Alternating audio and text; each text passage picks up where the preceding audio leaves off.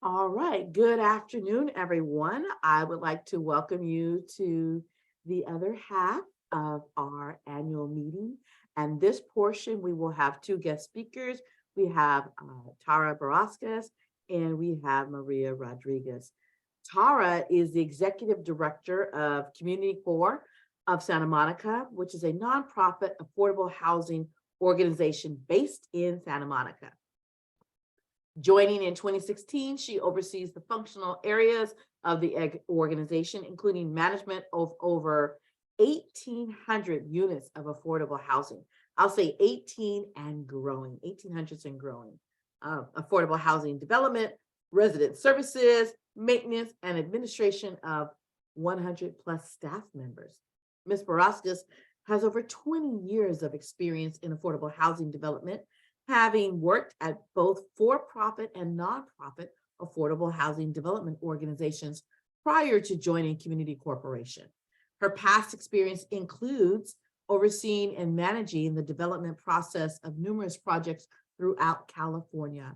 Ms. Barauskas holds a bachelor's degree in English from California State University, Long Beach, and a LEED, LEED AP accreditation from the U.S. Green Building Council. Tara currently serves on several boards, including the Santa Monica Bay Area Human Relations Council, AIA Los Angeles, and West Side Urban Forum.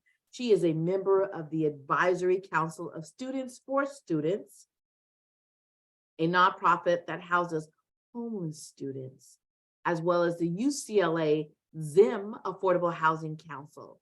She previously served on the board of directors, including 1 year as chair for the Southern California Association of Nonprofit Housing, a nonprofit membership organization that advocates for effective affordable housing policy throughout Southern California. She leads the housing committee of the Committee for Racial Justice, and I thank you for that, Tara. She's done a wonderful job in that role. She's passionate also about her children, her Lithuanian heritage, the environment, and affordable housing. She lives in Playa del Rey with her two children, Julius and Linus. Correct me if that is the incorrect pronunciation. I also would like to introduce Maria Rodriguez, who for over 12 years, she served on the board of Community Corporation of Santa Monica. Community Core, as you know, is a nonprofit organization that builds and manages affordable housing in Santa Monica and its surrounding community. Ms. Rodriguez became an advocate for access and inclusion in education and housing after volunteering in her son's school and realizing the inequity that existed in education. Through the PTA as school president and PTA council president district-wide, she worked not only for student success, but also as the city became less affordable to help retain families in Santa Monica, which is extremely important. Joining the Board of Schools for Excellent Public Schools, SEPS, thank you, Community for Excellent Public Schools, and also joining the Human Relations Council among the other organizations that supported her mission of service to the community. In 2011, Maria was one of the honorees of our Women Who Shape Santa Monica. Ms. Rodriguez recently retired from the Santa Monica Malibu Unified School District, where she was an educator supporting students and their families. So I will now turn it over, and Tara, I will make you a host so that you can share your screen as well. Okay, great. Thank you, everyone. It's great to be here. And I'm just going to start off. So the way we're going to do this today is Maria and I are going to jointly be doing a presentation. We're going to talk about housing, all things housing today. And I will do the first 30 minutes about kind of a deeper dive into housing and housing issues. And then Maria is going to take over and talk about what, our mission in terms of who we're serving, the needs of the community, our different service programs, and how we're trying to meet the needs and promote well-being in the community. And we want to leave lots of time for Q&A because there's always lots of questions about housing. So the last 15 minutes, we will have lots of time for any questions you have related to housing. And you can also ask throughout. We'll try to monitor the chat. I think we can keep this pretty informal. So that being said, we will go ahead and start. Let me just get this going here. Okay, so again, thank you so much for having us. We always appreciate the opportunity to not only talk about our work, but to talk about housing in terms of policy, in terms of, any questions people have. So we appreciate the opportunity. So I'll talk a bit about Community Corp and our specific model, and then I'm also going to talk about the different housing models as well as different types of housing, just to kind of make it a little bit broader. But in terms of our organization, we were formed in 1982 by community leaders who were concerned about gentrification. So that was 41 years ago. And it's really amazing when you think about the power that a group of individuals have to make change, because at this point, we're actually over 2,000 units of affordable housing, both in Santa Monica and outside. So it's very exciting. And so those people who kind of conceived of this idea really have changed lives. So it's just a really neat story. Our specific mission is improving lives in neighborhoods, and we do that by providing affordable housing. And very specifically, we like to work in high opportunity communities. And that has been largely Santa Monica up until a couple of years ago when we finished our first building in Los Angeles. And we can talk more about that as we go on. Our housing is permanent housing. So I will talk a little bit about the other types of housing, but specifically what I'll talk about today is permanent affordable housing. So right now we have one project that's under construction in Los Angeles in Westchester. We're just finishing our 1819 Pico, which I know some of you have watched from ground up because you're across the street. So that one, people are starting to move in, and we're going to have a ribbon cutting soon. So more info on that. And then we hope to start 2 projects this year, and I'm going to tell you a little bit more about those, especially as it relates to the needs of the community and how we're trying to meet the needs. As a nonprofit, we are governed by a board of directors, and Maria is one of them. And I'm just so grateful to the board because without them, we couldn't run our organization. And it is volunteer work, and they work a lot. Some dedicate more time than others, but they're all dedicating time because they really care about the mission. So this is just a map of where our housing is. It's not like super specific, as you can tell, but it gives you a general idea that our housing is throughout Santa Monica. So sometimes people ask, well, do you have any buildings north of Montana? Yes, we do. We have 2. Much harder to find those opportunities, and I can talk about why that is. But we literally have affordable housing in every single neighborhood of Santa Monica. And then we, as you can see, we have one, those little red dots. So one in the works in Westchester that I mentioned, and also the one in Mar Vista that's 50 units. So that's a little bit about us. And our goal is to have these little dots all over the West Side. So that's my evil plan. Okay, so let's talk specifically about our housing model. And I will say that this is also similar for the other nonprofits that are building affordable housing in the LA region, which is probably, I would say, about 20 or so organizations like ours who have been doing this for a while and are focused on the same mission as us. So our goal is that our housing is, first of all, the best on the block, right? So because it's permanent housing, we are long-term owners. And so we have the opportunity to not only build according to our values up front, but we can plan for the long term. So we really focus on investing in quality materials that will be durable for the long term. So not only is that, better for the residents to have higher quality living, but also better for our operating expenses to not have to replace things so often.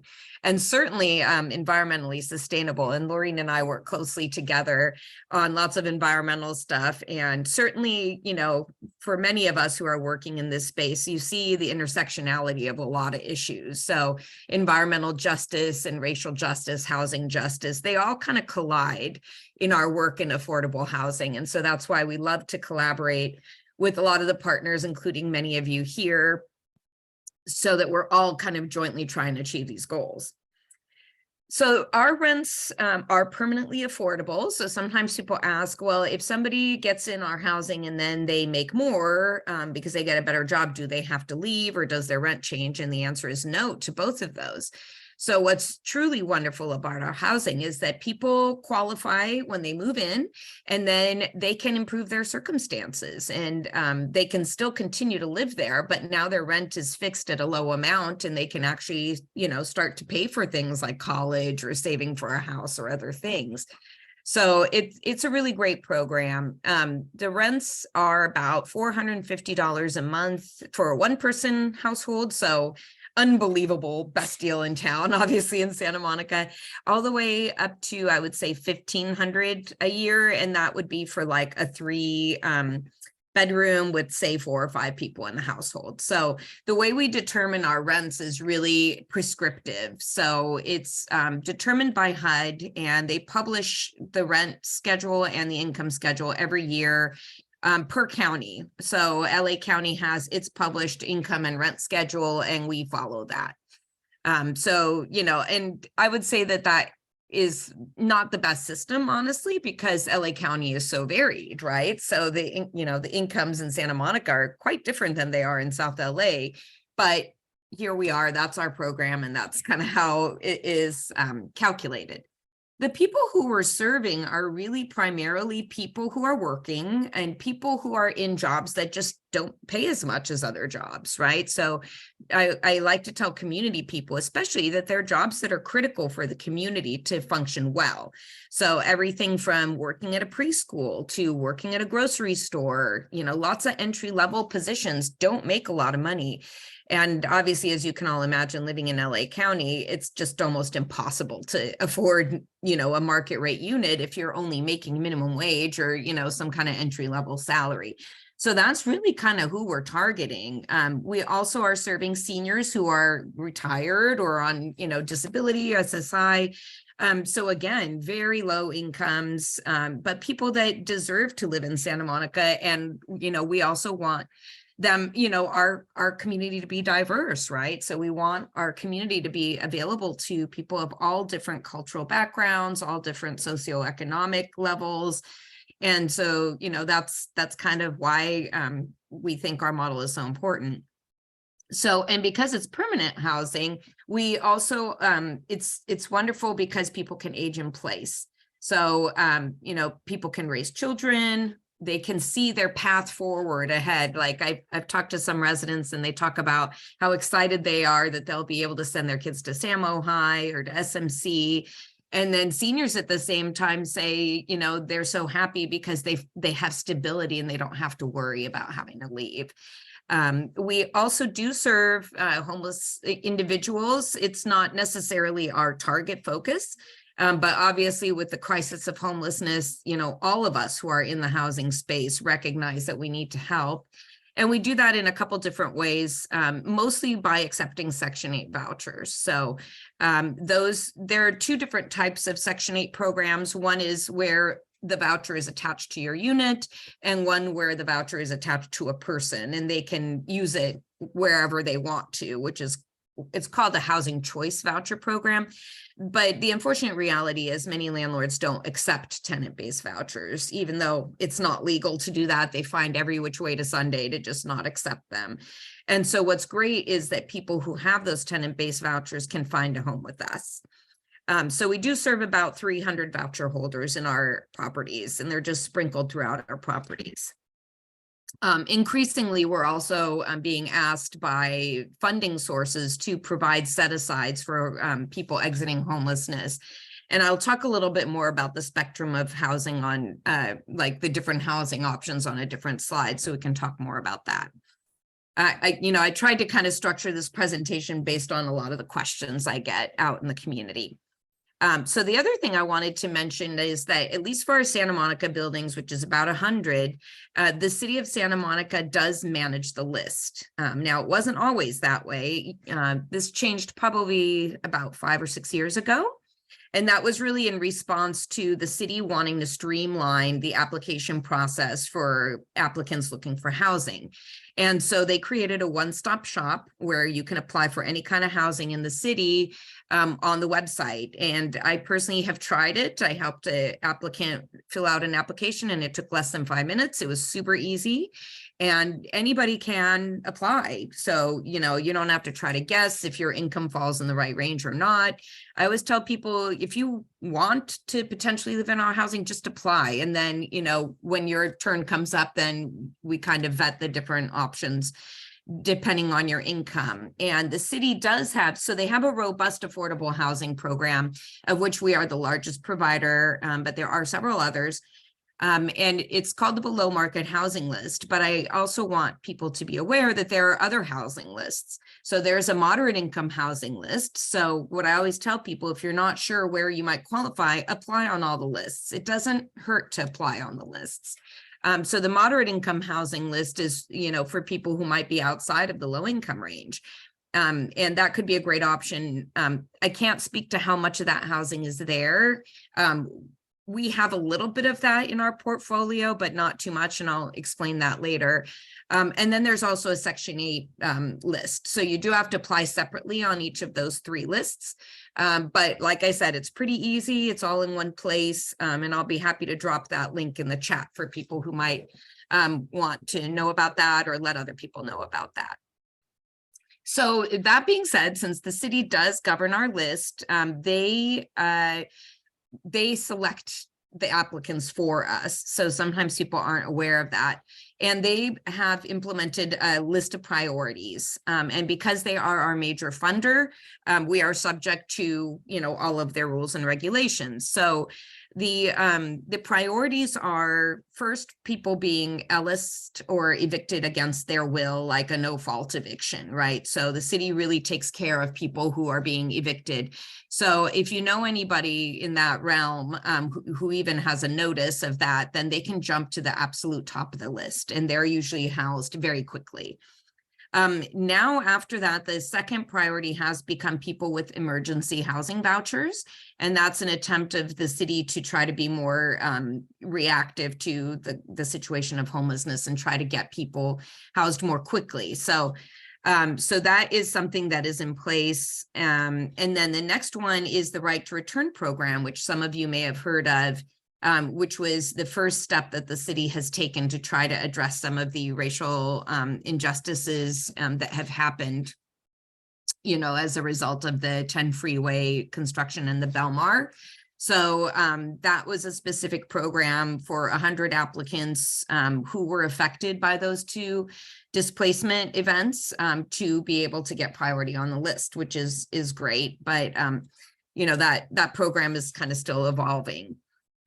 After that is people who live or work in Santa Monica. And sometimes people ask me, well, why isn't it just people who live in Santa Monica? Why is it live or work? And I say, well, that's the city's decision, not mine. But what I will say is I personally see great value in allowing people who work in Santa Monica to be able to live here. As an example, I was just talking to a resident who shared that she was driving from Signal Hill to Santa Monica. She's a single mom. She works at a social service agency in Santa Monica. So not getting paid a lot, driving an hour and a half each way, single mom.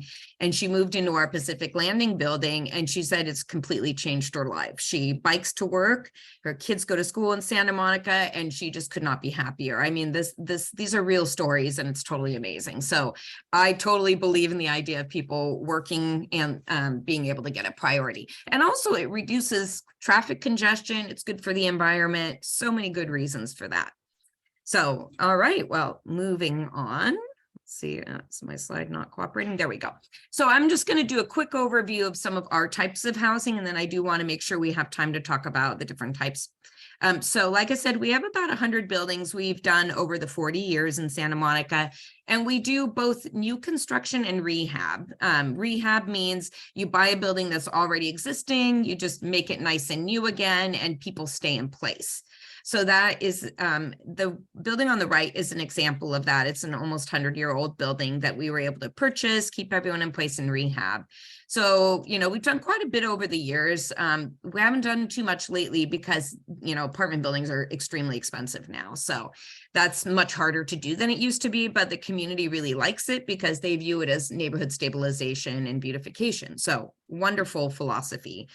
The one on the left is an example of new construction. It was a, kind of dilapidated, underutilized property that we bought at 26th and Broadway and redeveloped it with 100% affordable housing. And people love the design of this. So one thing I'll say is all our buildings are different, and we try to make them unique to the neighborhood and also just make them each unique and interesting. We use really high quality architects. We try to do a lot with both environmental sustainability, but also just making the buildings look really nice because we feel that they are a representation of affordable housing and of our mission and our values. So, so we do focus a lot on design.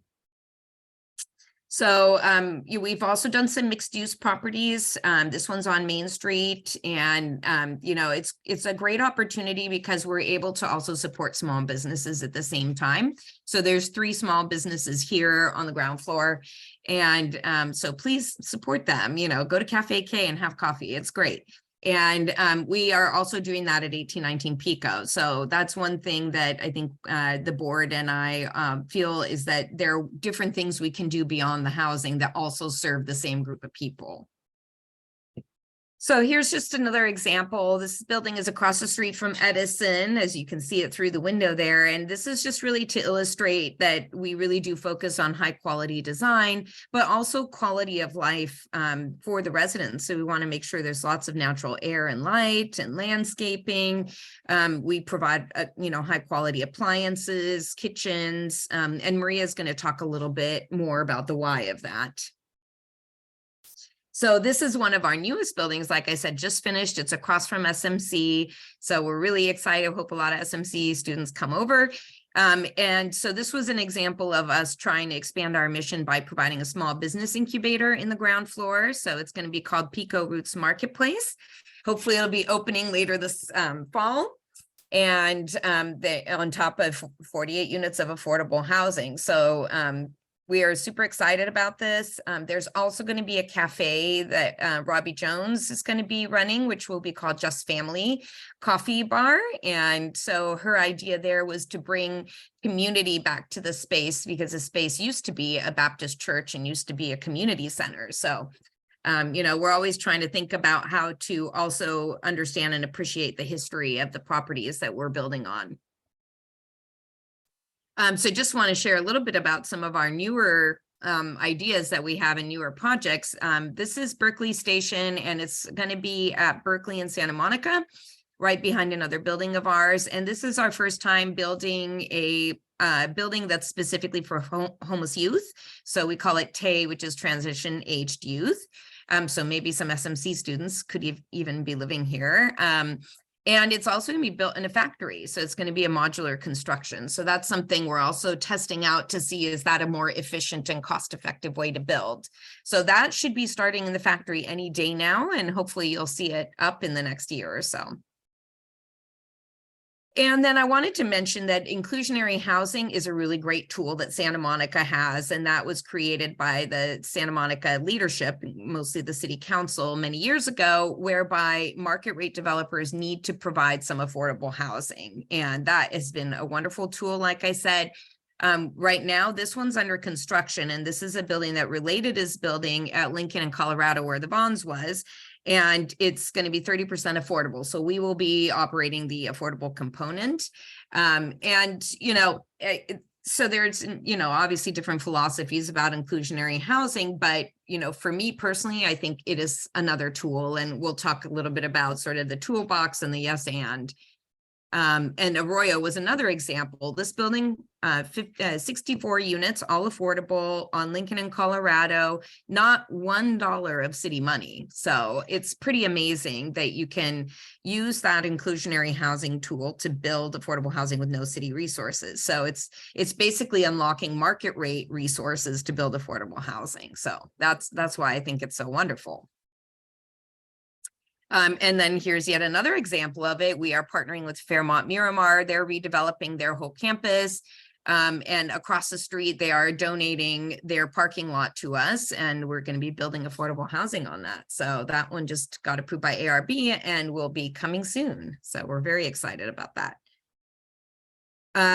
So going back to acquisition rehab. So, a lot of people talk about this term called naturally occurring affordable housing, which is sort of, class B and C apartment buildings that are not new, but they are naturally less lower rent, right? Because they're just on the marketplace at sort of a lower level.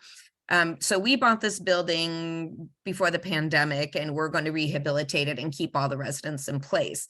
And it was on the market as a condo redevelopment opportunity. And so it was terrifying because those families would have lost their housing. So we were super happy to work with the city to be able to purchase this building, and we will be rehabilitating it very soon. So I'll talk a little bit about the different types of housing. So, the model that I'm sharing with you is what we call permanent affordable housing.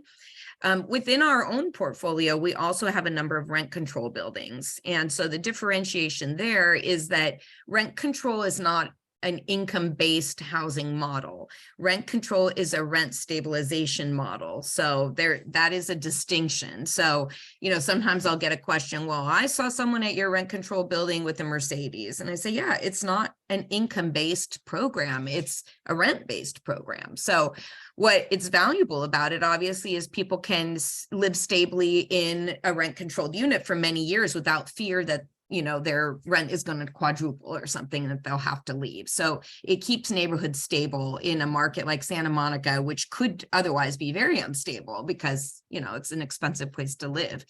So, so that is just a distinction I wanted to make because sometimes people have questions about that. The rents are very low, so it does work very well for people of modest means or lower incomes, but, that doesn't necessarily mean everyone in rent control is low income. So again, that's just the distinction.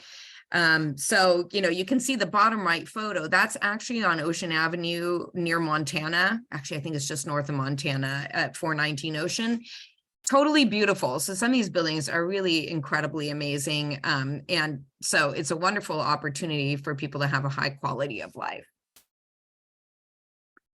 So one of the elements that we focus on with our housing is, and this is going to sort of transition to Maria's part of the presentation, is that, we're thinking about the person who lives in the building. That's really our priority. Obviously, we think about the community too and try to adapt to the, the community character and also what the neighbors and stakeholders ask for. But really our primary goal is to do everything we can to support our residents. So environmental sustainability is a huge component of that.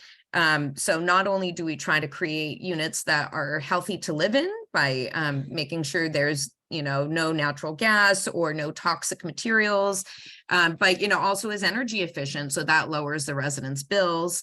And also I think everyone feels good about helping climate change. So I would say one thing that Community Corp really tries to do is to be intentional. So we really try to not just build a bunch of buildings. We're really trying to think about where we're building them, why we're building them, and how we're building them.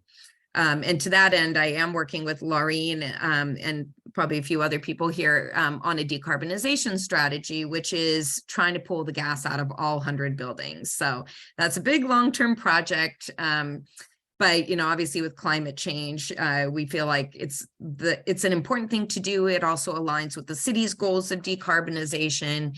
And, so we're testing out a couple buildings now. We've actually done 2 already. And we're hoping that, once we do a few more, we'll have a toolkit of strategies that we have found to be effective. Because, certainly you learn things along the way. And that we'll be able to share that with other apartment owners in Santa Monica. So, okay, well, before we move over to Maria's part, I'll just kind of share with you. This was our first all-electric new construction building, and this was our first one in LA as well. So it was a super exciting building. And, just wanted to kind of share that, it is possible to build all-electric new construction affordable housing, and certainly market rate too. So we always want to encourage everyone, just do it.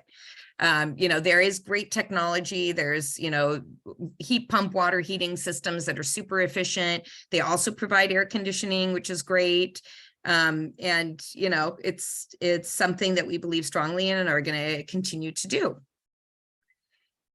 And this was the building that we converted on at Ocean and Muma Ahiko, right next to the Lobster. So that's one of our buildings as well. And that was our first retrofit building where we pulled the gas out and decarbonized this building. So certainly lots of lessons learned. Took a little bit longer than we hoped. And one of the other lessons I learned is don't be afraid to ask for help and ask for money, because when you're trying to do a good thing, people usually will help and people align around these kind of goals. So, but that was a successful project, and we're really happy to have that up and running. All right, so before I transition to Maria, one more thing I just want to share, because sometimes people ask about some of these questions. One of them is, why is affordable housing so expensive to build? And really, the kind of short answer to that is because not only are we paying market prices for everything, so land, construction, design, everything, but we also get additional requirements layered onto our projects that other developers don't have. So one of those is paying a higher wage rate to our construction workers, which is called prevailing wages. So that does increase cost, but all of us agree with the philosophy of paying a living wage, so none of us advocate against that. And we personally believe in building in high resource neighborhoods. So sometimes people ask me, well, shouldn't all the housing just be in the desert or in South LA where it's cheap? And I said, that's not our philosophy, because we believe that that would both create a segregated community as well as not providing opportunities in high resource neighborhoods. So that's usually my answer there. So yes, it does cost a little bit more, but we believe in the reasons for it. And then the other one is bureaucracy. So unfortunately, our housing in Santa Monica is a little bit faster, but in general, it takes 3 to 5 years to build an affordable housing building. So it's super frustrating. A lot of us policy advocates have worked on this for years, trying to decrease the time, and it still hasn't happened. We have a whole toolkit of strategies, and so we're hoping with Mayor Bass now there might be some opportunities to implement a few of those. But Santa Monica is actually one of the faster places. So we're more on the 3-year end of the spectrum, which is kind of lightning speed in the affordable housing world. And time's money. So imagine that we're buying property, a $10 million piece of land, let's just say, and you're carrying it that whole time until construction starts, right? So carrying is not free. You're paying bank loans and, other things, paying architects, building your plans and all that stuff. So like, it just costs a lot of money because it takes so long. So those are all things we're trying to do to decrease the cost and the time. And we certainly would love our costs to be lower. But that's kind of the system we have to work in. So, okay, so now I definitely want to transition to Maria to talk more about the whys and the mission and goals that we have with building affordable housing. So Maria, just tell me when you want me to go to the next slide. First, yeah, there we are. Well, thank you. That was very thorough. And I always pick up something new as a board member every time I hear your presentations. And we wouldn't be in this position if it wasn't for Tara, because the push is very scary. We're talking about many millions of dollars and investing in a future that you don't know where the economy is going to go and so on, but we're moving forward. So I want to talk about, why are we doing this? I mean, you heard the challenges and the quality of what we do. Why are we doing this? And I will tell you a story that supports what Tara was saying. And from my end, I got involved in this through the education piece. I was working with a family, a single mom with 2 children, and they were in elementary school at the time. And she got at least out of her place because she was renting a unit in the back of someone's house and so on.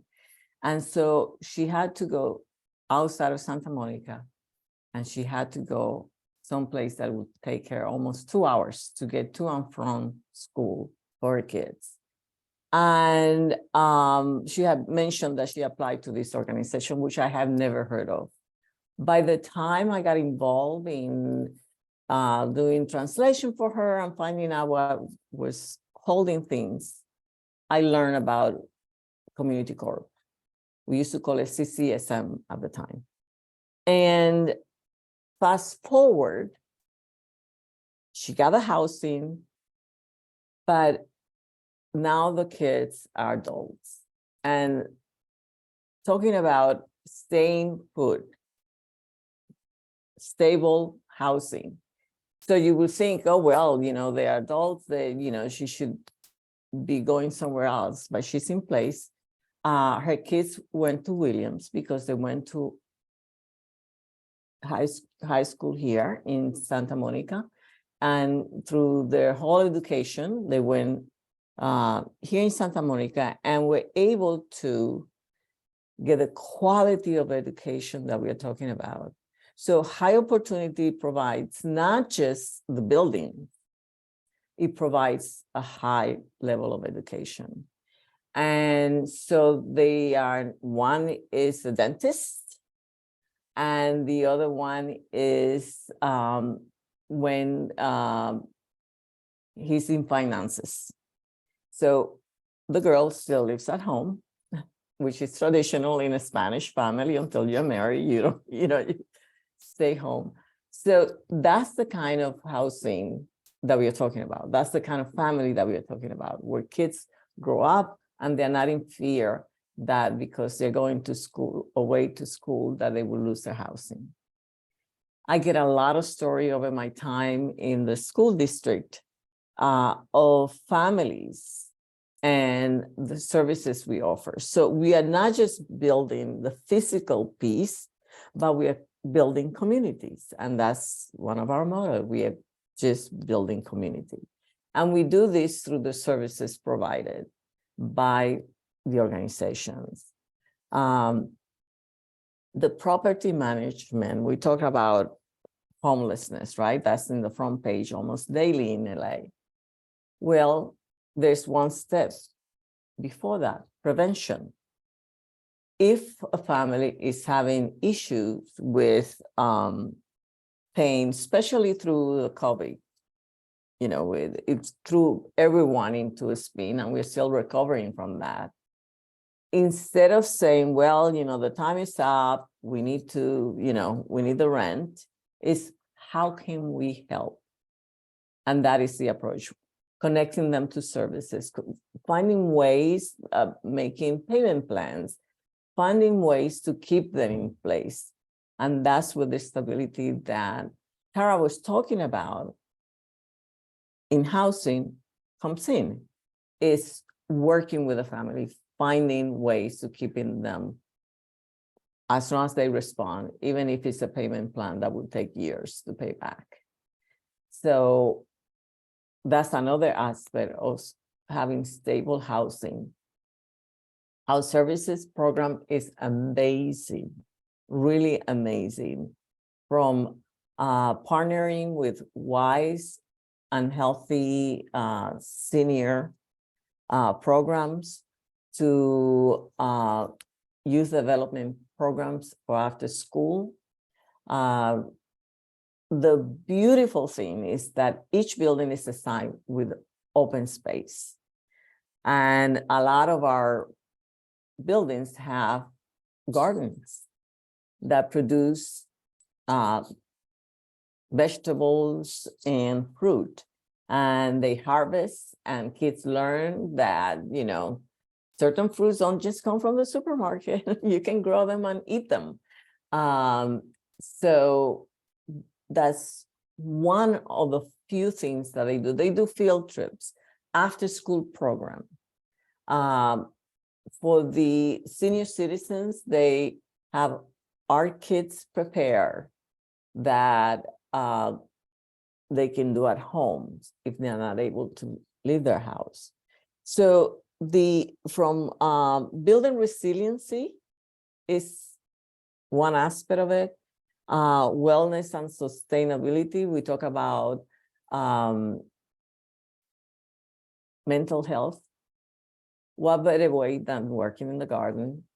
We partner up with Providence St. John's, and they come in and do workshops. We build, they do about how to keep healthy, from how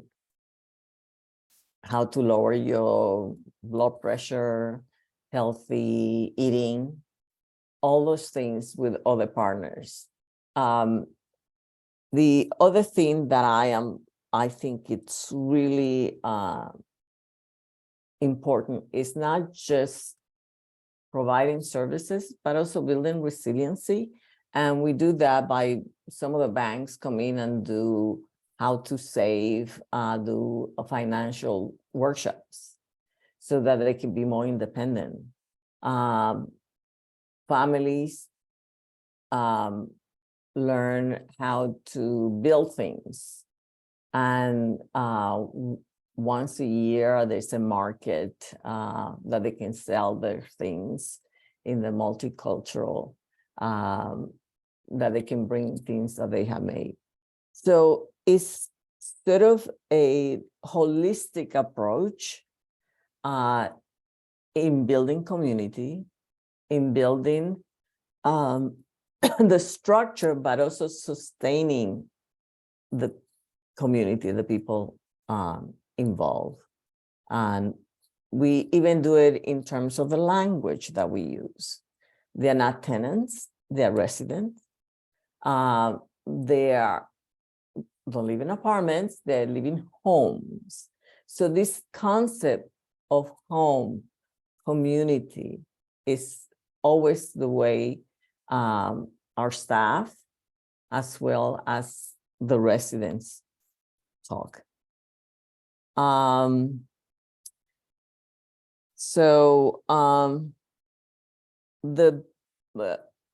mentioned prevention. And to me, this is the answer to the on-house, that we are preventing that from that to happen as we work on creating a place where people can stay in place and the next generation can get an education so that they can then break the cycle that happens in terms of people that are underrepresented, the poverty cycle. So, and Maria, I wonder in your line of work, you also worked with a lot of kids, and I wonder if you could talk a little bit about some of the needs that you saw in the community and how these programs address them. Perfect. So being in education, we know that a lot of times, we have the two schools phenomenon, that some kids have a lot of resources when they get home and some don't. One of the things that, as a knowing that there are after school programs that kids get support. During the pandemic, this became very, very obvious. Who had internet at home, who didn't have internet at home. And in pretty much all our buildings, there's a resource resident coordinator. Right. But there is a place that they have access to Wi-Fi. Oh, the community room. Yeah. The community room. Right. That's what I can remember. And so there are tutors. There are, if you want to volunteer, by the way, anybody that wants to volunteer, you can go and do that. And they are supported there with, at some point, we even had textbooks in those rooms so that they had that. Now that everything is online, we had work in connecting people to affordable Wi-Fi internet. So those are a few of the things that we have done, especially through education. I'm really, really proud of being involved with Community Corps because I recently heard from someone that did not know that I was connected to the organization. So they were saying that a friend of theirs who is disabled had an issue and was looking for housing. They were referred there, and the people were so nice and caring, and they showed them the different places. And I got some names, and we have a property manager, her name is Dorinda, that it is, I mean, I was so happy because, when you hear about someone referring to an organization that you're involved with, you go, oh no, I hope the experience was positive. But this person couldn't stop talking about how caring they were with her. And so when you have situations like that, it's from that organization out. And again, language is important and it's intentional. When we refer to homes and we refer to residents, it changes how you think about people and how we are all very in tune in when people are treating us with the respect that we deserve and when they're not. And I think that's one of the qualities that our staff has that makes it really special. I appreciate that, Maria, and I'll just say, not everything is perfect. Sometimes our residents have conflicts with each other or things come up. And certainly during the pandemic, there were a lot of challenges, but I will say our staff is super dedicated, and people like Dorinda, I mean, they're like, a lot of us are in this for life, and it's just part of who we are, right? We're like totally bought into it. We do whatever we can. So I think that's one thing that sets us apart, is it's a lot more than just a job for many of us. And I did want to mention kind of a nice thing too with regard to the service programs. One of our longtime board members was also a longtime board member of the League of Women Voters, which was Joanne Levitt. And so we created a program in her honor where we have Joanne's libraries at some of our buildings. So I thought that was kind of a neat thing to bring up because, our organizations have, some commonalities and some alignment. And I also wanted to mention a separate thing too, because this is kind of a fact that I think not everyone knows. When we're talking about the needs of the community, we do accept people who are not documented. And I don't know if a lot of people know that, but it's certainly, I think, really important, because otherwise these are people who fall through the cracks if nobody's helping them. And it certainly during the, I guess I'll call them the last presidential cycle, there were a lot of issues with immigrants and people were really worried, and we actually were a safe haven for some of them. We even had a few ICE inquiries that we were happy to not respond to. So, like we take care of our residents in all ways that we can, right? And it goes to what Maria was talking about stability and what an important force that is for our community. I just wanted to add something for interrupting you, Tara, but that I think is so crucial in all this, which is having a voice at the table, because our residents, we have positions on the board of directors that are safe for residents. Currently, we have 2 residents that are on the board, and there is also a resident council. And they are very active and give directions to the directors of resident services.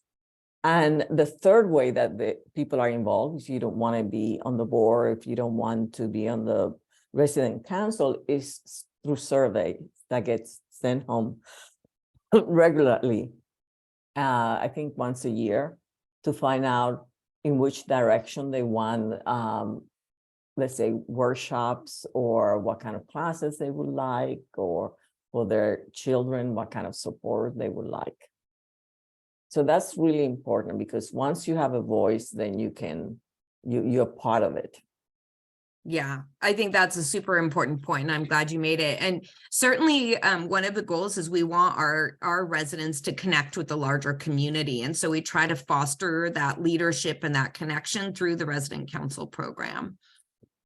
So we have about 10 minutes left for Q&A. I wanted to start because I did get one in the chat about social housing. And I know that's kind of a new thing. Well, it's not a new thing. It's been going on in Europe for decades, but people here are talking about it a lot. And the question was whether we would consider doing that. And so a lot of terms get tossed around. So first to clarify, the social housing in Europe, they have a few different models. There's one where it's just permanently affordable, and it's there's some resident engagement. They may or may not own their units, but they have a voice, kind of like what we're doing. So in the little chat, I said, what we do is really similar actually to social housing. It's nonprofit owned, it's permanently affordable, and residents have a voice. The one piece we don't really have is the resident ownership component. And that's been a conversation that's come up recently too, about why aren't we doing affordable home ownership? And, we would love to do it, honestly. Like, we looked into it probably about 10 years ago, and we couldn't figure out how to make it work, because there really aren't any financing programs dedicated to it. So like, there was a teeny one up at Cal HFA last year that got absorbed, but it was statewide for all of California. So it was absorbed in like 30 seconds. But really also because it's so expensive to build. So imagine one of our units costs $600,000 to $800,000 a unit to build, and that includes the land cost, the construction, and everything else. Imagine what your mortgage payment would have to be able to afford home ownership, right? Like, we would need a $300,000 or $400,000 down payment program to make something like that work. So if that program is created, then we would be the first ones in line to try to do it. But as of right now, the only programs I've seen, they'll give residents $5,000 or $10,000 towards down payment. Well, that's clearly, they're not going to be able to afford the mortgage payment, So anyway, but, hopefully things in the future for those of us who work on policy, like maybe that's something that could be put in place. Other questions? All right, I see Laureen's hand up.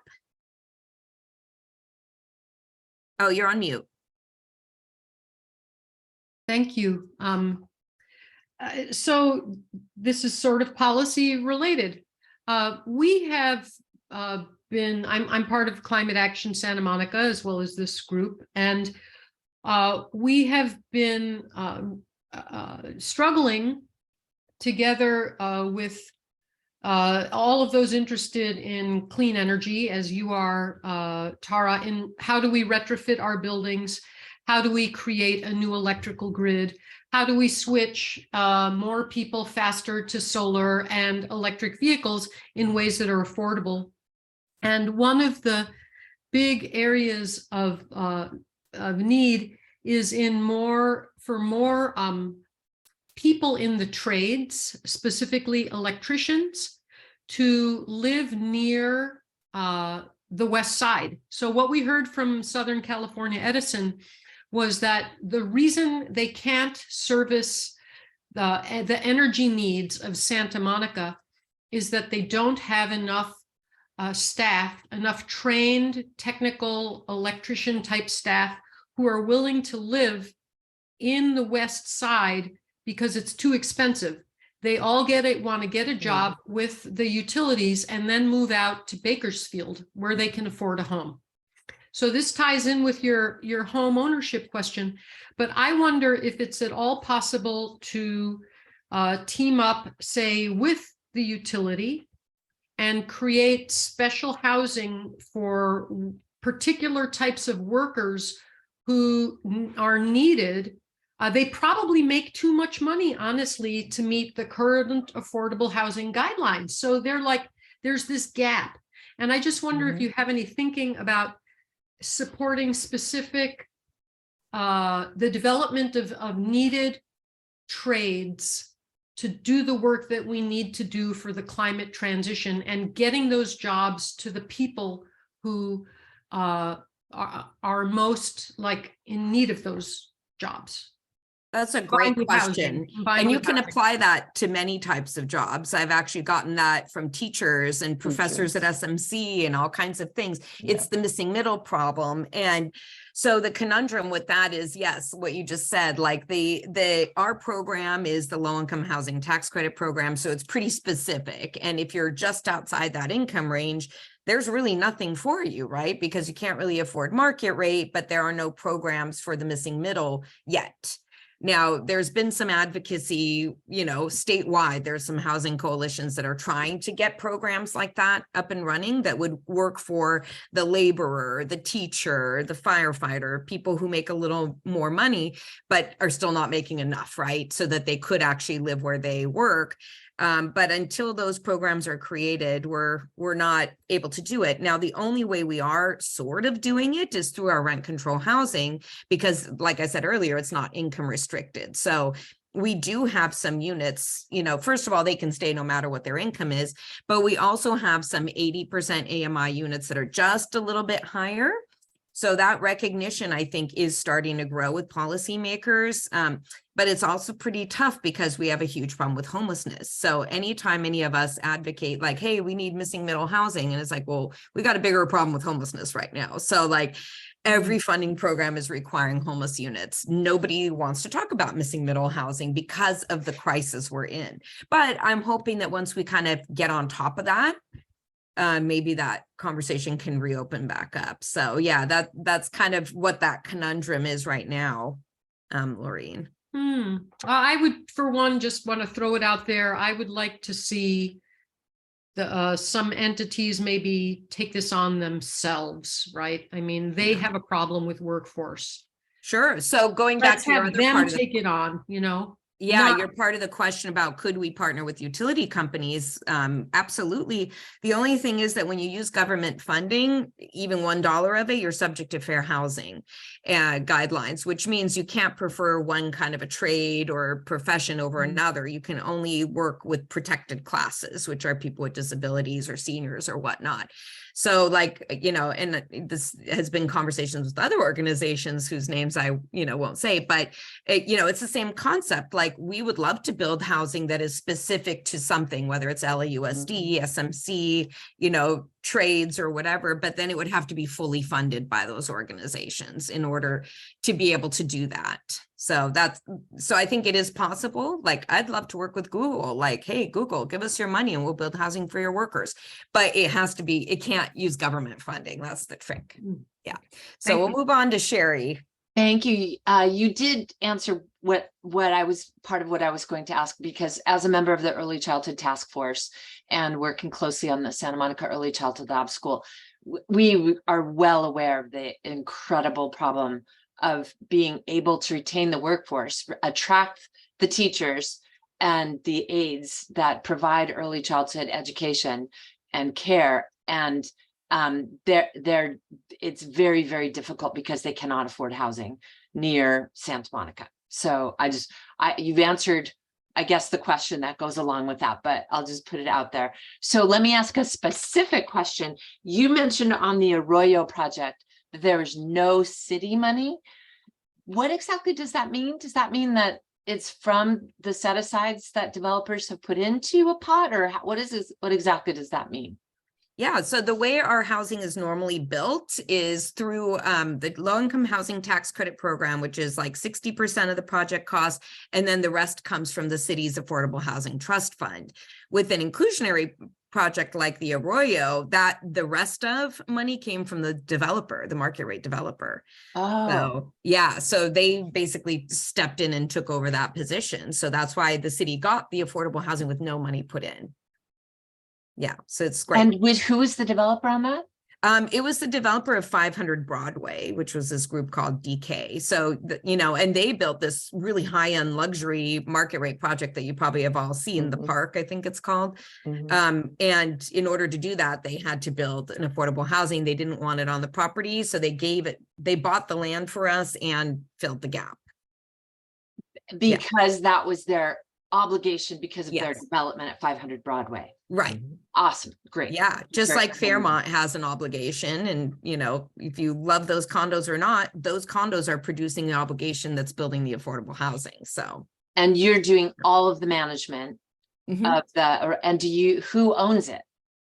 So in the case of the Arroyo, we own it. Okay. In the case of Fairmont, we'll own it. In the case of the related project, because it's mixed into the building, they'll own it, and they did a separate parcel map for our affordable housing units, and we own those parceled units. So that was an interesting way to do it also. Thank you. Yeah, Natalia. So you already answered one of my questions, but I had another one that, I don't know if it's technical or what. So since these are deed restricted affordable units and they're income limited, as we know, sometimes folks get new jobs and they might pay a different amount. If somebody who's living in a deed restricted affordable unit exceeds the band for that, the income band for that unit, do they have to move, or what's kind of the process from the CCSM perspective? No, what's great is that they can stay and they pay the same rent. So it's the income qualifications only when you move in. So that's what builds that long-term stability is, if their income goes up, they still pay the same rent. If it goes down, they also still have to pay the same rent. But like Maria was saying earlier, like if they're really struggling, we can try to put them on a payment plan or move them to a different unit that will fit their new income better. So yeah, it's permanent. It's amazing. Angela? Yeah, so could you kind of, and thank you for this is a great presentation. I actually want some of the slides, but I'm Sure. But real quick regarding the application process, can you kind of give a little bit of information? Because I know you all used to manage that application process, but now that actually goes through the city. So can you kind of share what that looks like, and also if there's any timelines on that of what's the estimated time a person will actually be on the wait list, quote unquote? Oh yeah, those are great questions. So yeah, the way it works, I mentioned earlier, the one-stop shop, you apply on the city's website, so that's pretty easy. But from there, what happens is that the city sorts based on their priorities. They process, the people to make sure they are in the income zone, and then they send them over to us. And then what we do is we match the applicants with the available vacancies that we have. So there's like a little bit of a jigsaw puzzle, like you've got 3 people in your household, you make this much money, let's find a unit that would match that, right? So there's a little bit of a matching process, and it happens in pools of people. So sometimes people get confused because they might be invited to an apartment, but we're always processing in a pool of applicants and that's only because, like, say you processed one by one and then the person decides, nah, I don't like it, and this process took 30 to 60 days, then you're starting all over. So we're always processing a pool of people when they get to that place where they're invited. But then if they don't fit for one, then they would go to the next one. So you're kind of working with this pool and this matching game that it's pretty hairy, but it works out. Your other question, was a timeline. That one's harder to say because it is based on what vacancies are available at any given time, right? And as you can imagine, our units don't turn over all that much because people are pretty happy once they're in. But I will say that the small units are the ones that have the most availability. So like if you're a single person household and you're willing to take a studio, you'll get housed much faster than a big family in a 3-bedroom because there are less of those available. And so you might wait longer for that one. So, it's impossible to ever give anyone a timeline like you'll be in a year or you'll be in 5 months or 5 years. But that's kind of how I explain it to people, that, it's a little bit of a matching process and lottery depending what units are available. And I will say that's why it's super important to keep building new buildings, because then we can, like this year, we're getting 50 all at once, right? So there's 50 people you can house at once, versus our turnovers, which are just much slower. So I hope that answers the question. It did, and I just, of course, have one more follow-up. So with that right now, how many would you say is on your waiting list? Well, now that the city manages it, I don't have that information, but it was 8,000 when we transferred it to the city. So yeah, it's not great now. Yeah. It may be more or less now, but that's why my goal is just build more units.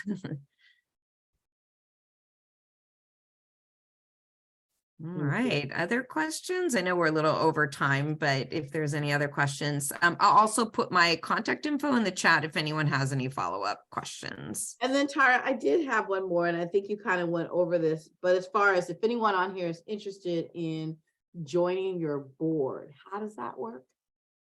Oh, that's an interesting question. Yeah, we right now have 15 people. I think one more is going to be joining soon. And yeah, I mean, the positions don't turn over that often because we don't have term limits. So we've got people like Maria who have been on over 10 years. So usually when somebody leaves, then we kind of start looking for somebody. So we don't necessarily have a vacancy right now, but if there was someone super interested, I would talk to them for sure. I think we're authorized up to, I think it's 20 or 21, Maria. I don't know if you remember. I think it's in the 20s. Yeah. Yeah. So, if someone was real interested, we do have kind of like goals in terms of geography, cultural background, age, so we try to kind of make sure our board is diverse and represents all the different perspectives. So that's kind of the process. And I imagine those meetings are posted publicly, right? So that we can attend. Well, we're not a public organization, we're private nonprofit, so we're not subject to public hearings or any of that kind of stuff. All right, thank you. All right, well, it was a pleasure to share our work with you all today. Maria, thanks so much. Thank you. Thank you, Tara, as always. Yeah, it was wonderful. And thanks for all your questions. Thanks for caring about housing, and feel free to reach out if you guys have any other questions.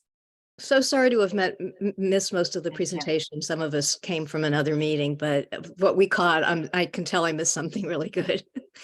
Thank you so much. I think Angela recorded it, right? Oh yeah, I did record it. But also, if you want me to share the slide deck, you can send it to me and then I'll email it to everyone. That would be great to have.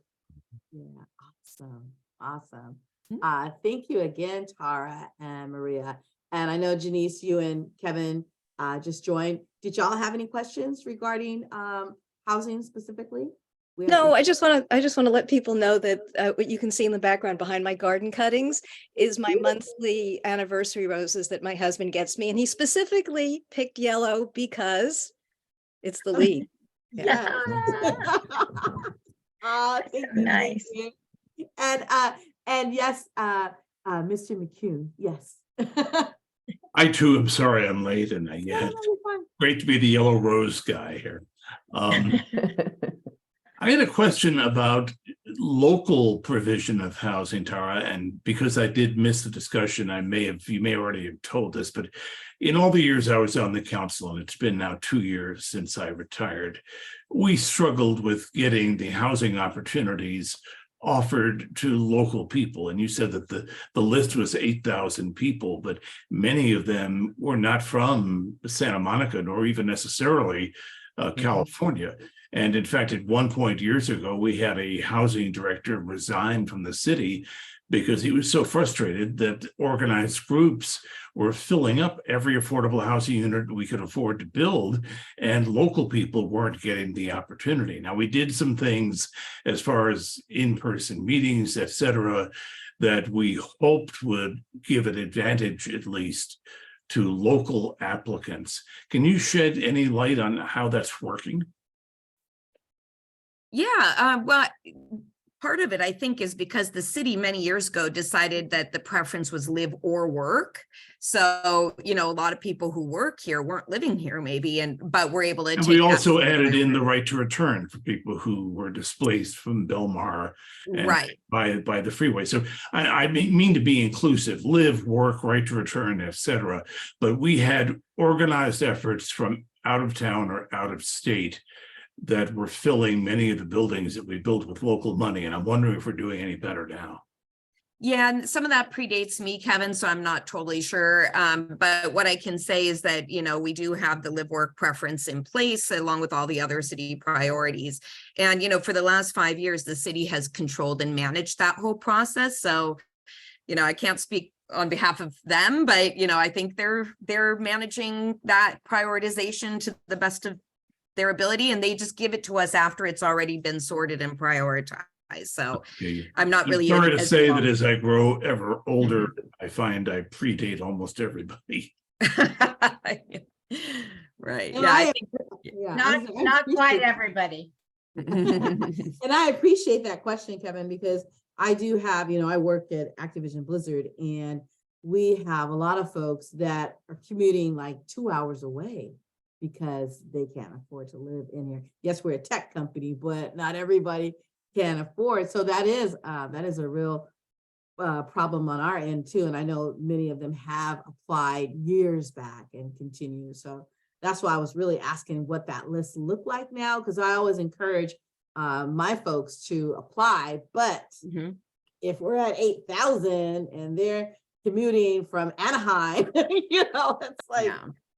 what do we do besides, And those are the people we'd love to house. But yeah, like I always tell people, if you can take a studio, you'll get housed much faster, right? Oh, but and I that know doesn't folks work, that will obviously, take for a everyone. studio. I know tons that will take the studio just to Yeah. cut that commute. Tell them to get on the list. Yeah. Yes, Janice. Tara, do you have anything between the studio configuration and the one bedroom? I lived for some time when I moved here as a single person in a housing typology that was called a single, which had the kitchen was separate. And mine was really lovely because there was a sort of an alcove with a built-in desk out of the main room that was everything besides it. But having the kitchen, the place where you cook and store your food and there are crumbs, away from where your bed and your book, it was so nice. And it really didn't take that much more. And also, what is the requirement of the household side to get a one bedroom? Do you need to have two people applying to get a one bedroom, or does it depend if somebody could somehow make the income upper and lower and afford a one bedroom? Is it up to, could a single person get a one bedroom? So in regards to the studio, I mean, most of the studios, at least the ones I've seen in our portfolio, are kind of what you described. Like there is sort of a separate kitchen. They're not teeny micro units. Like I don't think we have anything like that. And probably some of our older rent control buildings have kind of some of the things you described with the built-ins and all that stuff, because we have quite a variety of buildings in our portfolio. What was your second question? So do you need to have two people yes. applying to get to be able to be qualified to be considered for a one bedroom, or could one person ever get a one bedroom? Yeah, it could be a one person and one bedroom. We have maximum occupancy designed to prevent overcrowding, but not necessarily a minimum, but it does have to do with your income and whether you can be sized appropriately to the rent for that unit. But yeah, absolutely. And then another question about unit sizes, and I understand that there's never enough family size units, and they're very hard to configure with all of the constraints that you have to work under. But I understand that there's a bill in the California legislature and that got really easy vote, and I think is on its way through, and it's being adopted in other places in the country, what they call point access stairs or single stair, allowing it. And apparently a lot of what constrains the unit configurations is the requirement to put two stairs means you have to have this corridor, the double loaded corridor, and you can only have air and light from one side on top of it. But it wastes a lot of your potential living space. And I understand that when you don't have when you don't have to have the double loaded corridors, that you can configure a much bigger variety of units configurations, and it makes it a lot easier to do 2 and 3 units. Are you following that? And are you signing on to for future developments? I imagine that would help you a lot. I am following it. It's that Living Communities Initiative I think you're talking about. It wasn't specifically from them, but there is a bill in the state legislature. I think Alex Lee brought it. Yeah.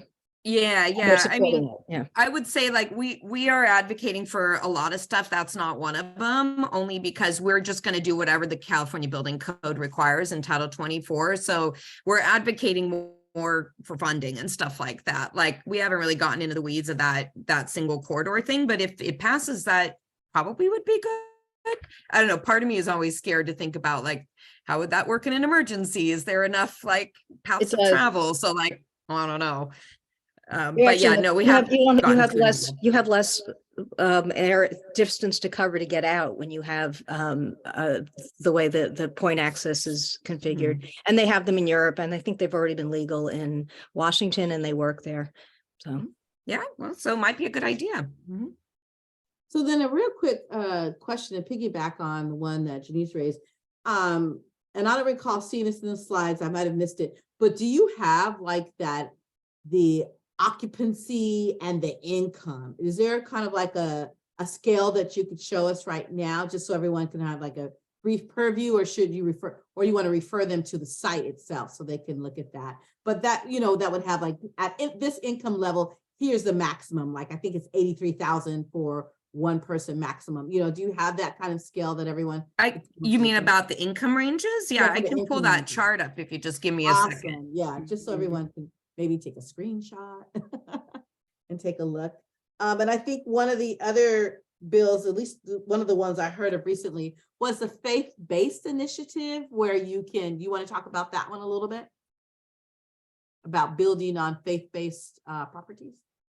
Yeah, so that's a bill that SCAMP's been working on for 3 years. So hopefully third time's a charm, and it would just make it easier, like by right, to build affordable housing on church properties, which we think is wonderful, because many churches are in neighborhoods that are not zoned for that. They're zoned institutional or something else. So, we are always advocating for anything that makes affordable housing by right or faster, because of what I talked about earlier with how expensive and time consuming it is to building housing. So we actually have 3 faith-based partnerships that we're working to build housing on right now. 2 are in LA and 1 is in Culver City. So we had been starting to talk to a church in Santa Monica, but that changed. So, but we are happy to, because we think it's a great partnership. They have mission alignment with our work. They have physical needs that we might be able to help them with. So like, it's a great partnership. So we're excited about that bill, definitely. Awesome. Okay, I'm just trying to pull up the income. Yeah, I had a feeling you were. And then also, if you could kind of give a little bit, and this kind of goes to what Janice had asked too, about the size of the units, because I know that's always a question too, on like the studio is like 500 square feet. Like I'm just throwing the number out there, but I think you do have sizes according. Oh, this is perfect.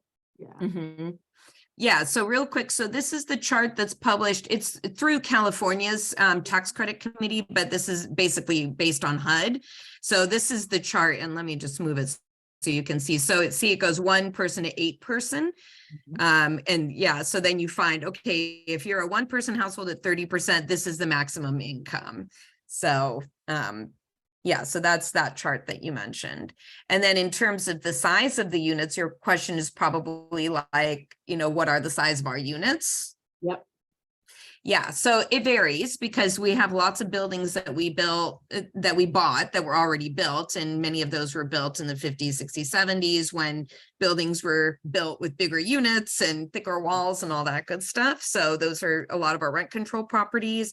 Our new ones, we built a little more compactly, and that's because the costs are so high, right? So we're always trying to find the balance of creating livable, high quality living, but also keeping the costs under control, because they're taxpayer dollars, right? So, but the major funding agency we use, which is the California Tax Credit committee, they have minimum square footage requirements. So they make sure that these units are not too teeny, that they impact the quality of life.